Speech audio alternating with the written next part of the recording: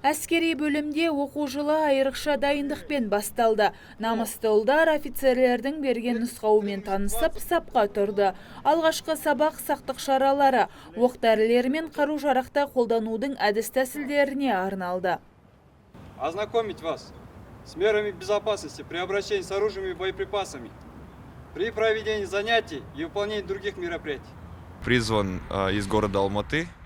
Мен 2017 жылы Алматыдан шақыртылдым. Жарты жыл қас-қағымда өте шықты. Ұлттық гвардиядағы қызмет көңілмен шығады. Отан алдындағы қызметімді өтеп болған соң Петропавлдағы әскери институты білімді жалғастыруға ниеттімін. Командир ұрыс алаңында орын алуы мүмкін жағдайларды көрсетіп, қорғанудың амалдарын танытты. Оның айтуынша жарақат атыс қарулармен қатар оқ-дәрілерден де болуы ықтимал.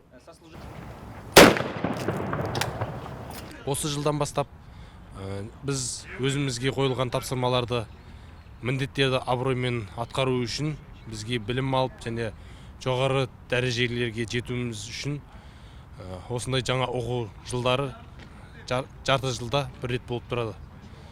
Біз осы біздің әскери бөлімде мақсатымыз сотталған азаматтардың қашып кетпеуін және